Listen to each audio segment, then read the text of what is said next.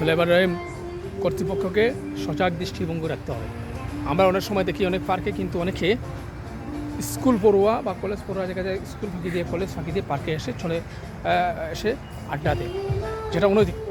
কাজে এ ব্যাপারে কিন্তু ওনাদেরকে একটা সচেতনতা থাকা দরকার কর্তৃপক্ষকে, যে জিজ্ঞাসা করা দরকার যে আপনারা কি কোন পেশা কি কলেজ ফাঁকি দিয়ে কলেজে থাকেন, তাহলে আইডি কার্ড বা পরিবারের অনুমতি নিয়ে আসছেন কিনা এটা দেখা আমাদের উচিত। আর বিশেষ করে স্কুলের তো স্কুল ড্রেস যদিও এখানে বলা হয়েছে যে স্কুল ড্রেস পরে যে কেউ যদি আসে তাহলে পার্কে ঢুকতে হবে না, এটা দেখতে হবে তার ব্যাগ, যদি ব্যাগ নিয়ে আসে তাহলে ব্যাগ চেক করবেন, যে যদি সেই স্কুলের ছাত্রছাত্রী হয়ে থাকে তাতে অবশ্যই খাতা লেখা থাকবে, বই লেখা হবে।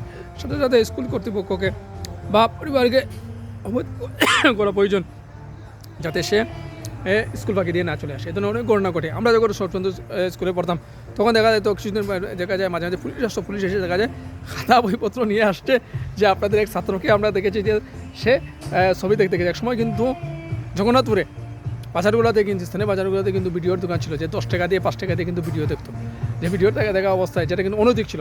যে এই সে অভিযান চালিয়ে তাদেরকে ধরত। পরবর্তী সময় জগন্নাথপুর পুলিশ অভিযান দেওয়ার পরে দেখা যায় কবির স্যার বলে যে আমরা সন্ধান দেখতে পাচ্ছি যে কেশবপুরে কিন্তু বাজারে কিন্তু এটা এখন এই ভিডিও চলে। এখান দেখতে আমাদের সবচন্দ্র স্কুলে অনেক ছাত্ররা চলে যায়।